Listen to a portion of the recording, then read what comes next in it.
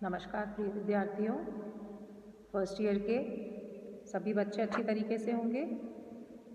आज हम लोग सोशल नॉर्म्स एंड वैल्यूज़ इसके बारे में पढ़ने जा रहे हैं, जिसको हम सामाजिक मानदंड, मूल्य तथा प्रतिमान भी कहते हैं। मानदंड या प्रतिमान दोनों नाम से इसको हम जानते हैं।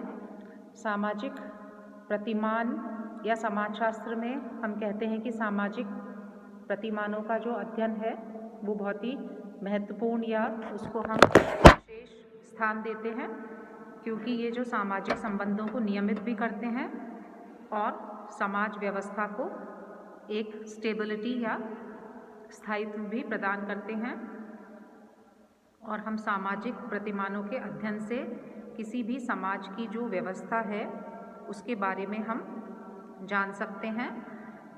मानव में मूल रूप से वो ही प्रवृत्तियां पाई जाती हैं जो पशुओं में होती हैं, लेकिन पशुओं का व्यवहार केवल शारीरिक आवश्यकताओं से प्रभावित होता है, जबकि मानव का व्यवहार शारीरिक और सांस्कृतिक व्यवहार द्वारा भी प्रभावित होता है। कल्चर की भी बात करते हैं तो बिना प्रतिमानों के सामाजिक जीवन संभव नहीं होता है और समाज में कोई भी व्यवस्था जो है वो भी नहीं रह पाती है। तो इसलिए किंग्सले डेविस जो है वो लिखते हैं कि आदर्श नियमों के अभाव में मानव समाज की कल्पना भी नहीं की जा सकती। अर्थात नियम जो हैं, एक आदर्श नियम जो है वो बहुत ही ज़रूरी हैं किसी भी समाज के लिए। यदि हम सामाजिक जीवन देखें तो हम जानते हैं या समझते हैं कि सामाजिक संबंधों में बहुत ही आश्चर्यजनक व्यवस्था और स्थिरता पाई जाती है। परिवार के सदस्यों, कोई भी संगठन के पदाधिकारियों और इन्हीं सभी के बीच में हमको एक तालमेल देखने को मिलता है। और ये किस लिए पॉसिबल है कि सामाजिक नियम या प्रतिमान ये मानव व्यवहार को नियमित करते हैं या नियंत्रित करते हैं। तो सामाजिक प्रतिमान क्या हुए? ये समाज के वो नियम हैं जो समाज के द्वारा स्वीकृत होते हैं, है ना। समाज ने उनके ऊपर एक ठप्पा लगा रखा है जिसका पालन समाज के ज़्यादातर लोग करते हैं और वो हमारे व्यवहारों पर नियंत्रण रखते हैं और क्या सही है क्या गलत है उसका भेद भी हमें बताते हैं। तो in simple words we can say rules of behaviour or norms. समाज में आचरण के नियम ही सामाजिक प्रतिमान है। किस तरीके से आपको आचरण करना है, उसके क्या नियम हैं, वो ही सामाजिक प्रतिमान है। एक आध परिभाषा की हम बात कर लेते हैं। जैसे हैरलम्बोस के अनुसार प्रत्येक संस्कृति में ऐसे निर्देश बड़ी संख्या में पाए जाते हैं जो विशिष्ट परिस्थितियों में व्यवहार को निर्देशित करते हैं। ऐसे निर्देशों को ही मानदंड कहते हैं। अब एक और परिभाषा किम्बॉल यंग लिखते हैं कि सामाजिक प्रतिमान समूह की अपेक्षाएं हैं। कोई भी समूह व्यक्तियों से क्या अपेक्षाएं रखता है उसे हम सामाजिक प्रतिमान समूह की अपेक्षाएं हैं। What are the expectations of the group? They are called the social norms. तो इन परिभाषाओं से क्या हम समझते हैं कि सामाजिक प्रतिमान समाज में व्यवहार करने के वे निश्चित तरीके हैं जो समाज के द्वारा स्वीकृत हैं और साथ ही जो हमारे जीवन के हर क्षेत्र में विद्यमान हैं। अब हम देखते हैं कि ये जो सामाजिक प्रतिमान है इनमें हम क्या क्या चीज़ें डाल सकते हैं। बहुत सारी चीज़ें हैं, कैसे हम हंसते हैं, कैसे हम रोते हैं, कैसे हम उठते बैठते हैं, खाना खाते हैं, बोलते हैं, लोगों का बातें करते हैं, सत्कार करते हैं, आदर करते हैं, निंदा करते हैं।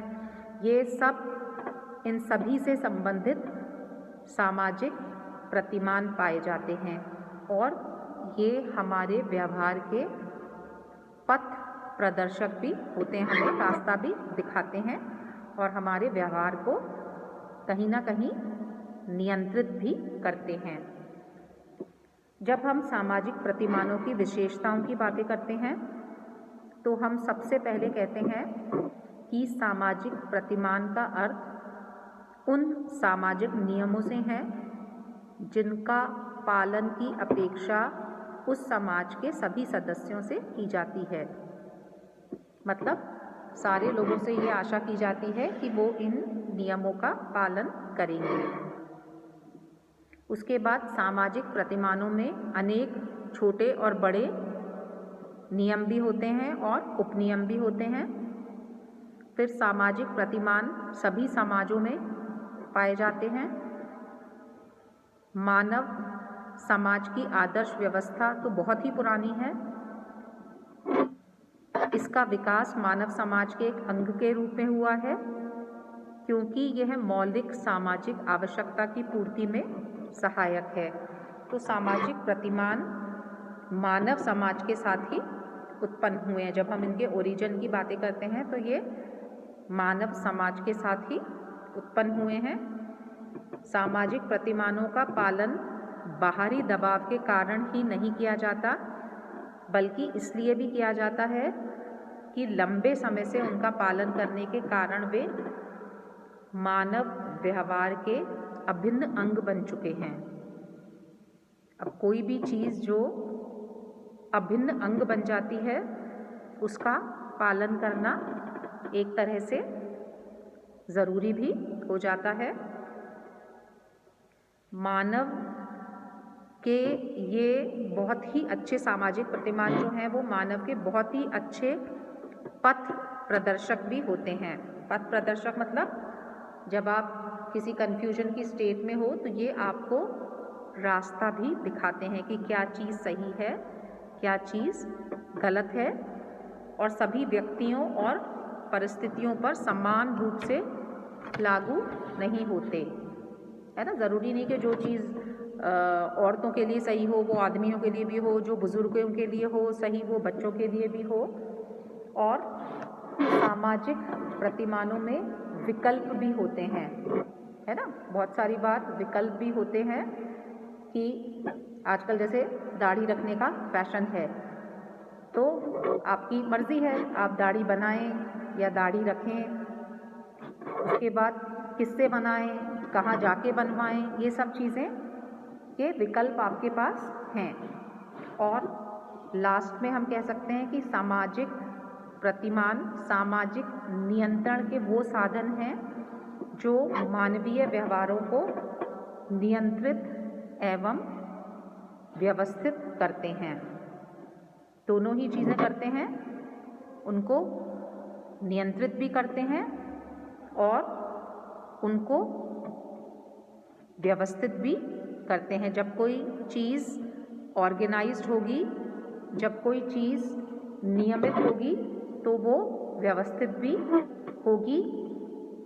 और एक चीज़ हम और भी कह सकते हैं कि सामाजिक प्रतिमान जो हैं वो नैतिक कर्तव्य की भावना से संबंधित होते हैं। नैतिक कर्तव्य मतलब किसी भी व्यक्ति को जो भी परिस्थितियां होती हैं उसके अनुसार कोई विशेष प्रकार के व्यवहार करने चाहिए और अवश्य करने चाहिए अथवा अनिवार्य रूप से करने चाहिए। तो इसमें एक वो कर्तव्य पालन की भावना भी कहीं ना कहीं निहित होती है। वो हमारे कि हमें अपने बुजुर्ग माता पिता का ध्यान रखना चाहिए, है ना। तो ये कर्तव्य की भावना एक इसके साथ जुड़ गई है। तो सामाजिक प्रतिमान नैतिक कर्तव्य की भावना से भी संबंधित होते हैं। तो आज हमने ये कैरेक्टरिस्टिक्स या सामाजिक प्रतिमानों की विशेषताओं के बारे में भी जाना।